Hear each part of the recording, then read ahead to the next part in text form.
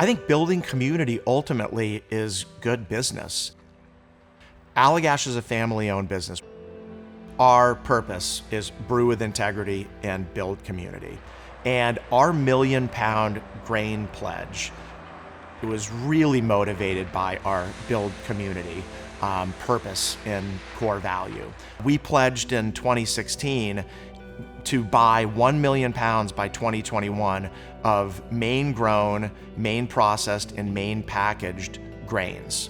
At the time, we were probably only buying 20 to 40,000 pounds of grains from the state of Maine.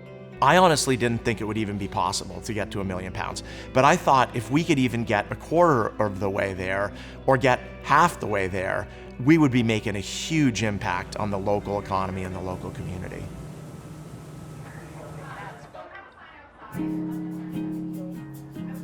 Allagash is incredibly important in the craft beer kind of industry as a whole. The reason why we're here in Presque Isle is because they source over 1 million pounds of grain per year from here in Maine. And why is that important? It's because beer is agriculture. The wheat, the barley, the oats, whatever is in your beer grew in the ground. It's super important to know where that comes from and how that's grown. And if we can kind of shrink the distance where that grows, comes from the farm or the malt house to the brewery, that's super important. But also supporting the Maine economy, providing local jobs for folks and kind of providing backing to an industry that might not thrive or be here if it weren't for breweries like Allagash.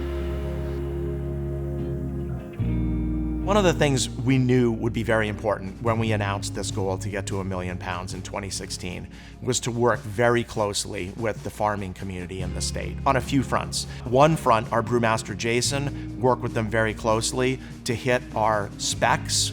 We're very, very particular with all of our incoming raw materials on certain specifications, which we look at very closely.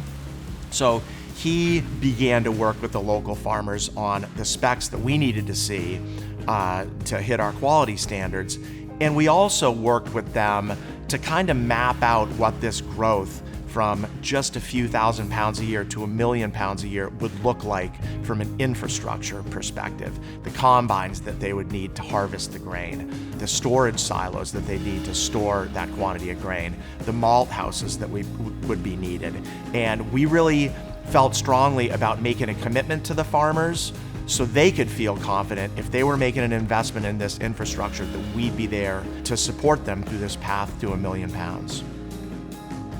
We're now at a point where 100% of our oats are Maine-grown.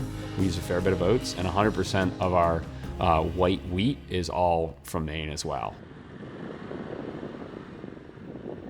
Buck Family Farms started in 1958. My grandfather graduated high school and did something that not a lot of people do these days, but he went out and bought a tractor and leased 40 acres, and he started growing potatoes. We came back to the farm in 2014, 2015. It was about 1,000 acres, split half between potatoes and grain. About that time, we started the Maine Malt House and growing and marketing grains to breweries and distilleries, and we shifted out of potatoes and just focus now solely on that. As of 2020 is when we kind of shifted out.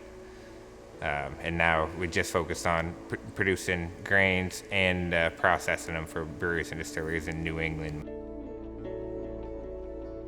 I think Allagash's pledge for the 1 million pounds was a great way to not only show their support for the agriculture community, but kind of show the whole brewing industry as a whole, like this can be done, that there is the quality grain that you need right here. So I think that kind of pushed a lot of folks in that mindset of like, why are we not supporting our Maine farmers essentially?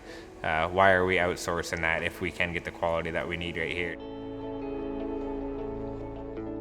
I think with the beer industry, and it's the case with any industry, like if you look carefully enough, if you have a time horizon that goes beyond individual quarters, there's opportunities there. You just have to look for them. We hope with a lot of our initiatives, community initiatives, that other breweries come along, that they see the value in what we're doing and come along. And the whole thing, it ends up just being like a flywheel effect, and it's working better for everyone in the industry, working better for everyone in the community, and then working better for our customers, for our retail customers like Whole Foods, and for our drinking customers, because they're all seeing value in this work. It's meaningful to them. It's important to them.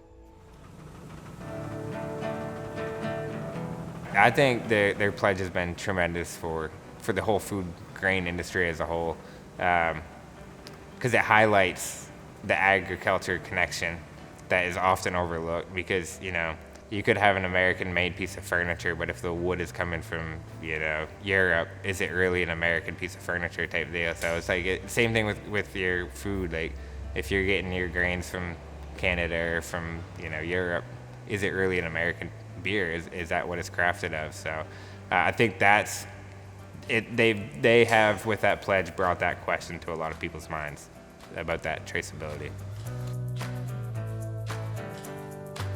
For me, changing the food system is any opportunities to localize it.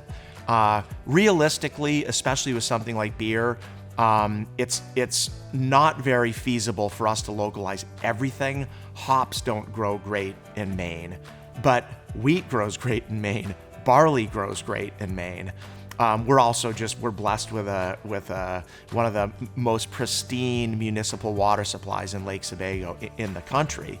But I think any opportunities for businesses to look at how can they localize their supply chain, the opportunities there. It's probably not there overnight to go to 40% local, 60% local with one of your supply chains, but the opportunity may be there to go 2% local, and maybe the next increment is 5% local, and the next one's 10% local.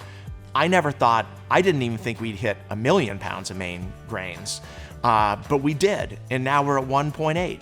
So I think look for those opportunities to localize your supply chains, experiment with it, innovate with it, take a little bit of risk, have a little bit of have a longer time horizon, and sometimes things that just you can't even imagine being feasible end up being feasible, end up being growable, and deliver a huge amount of value for everyone.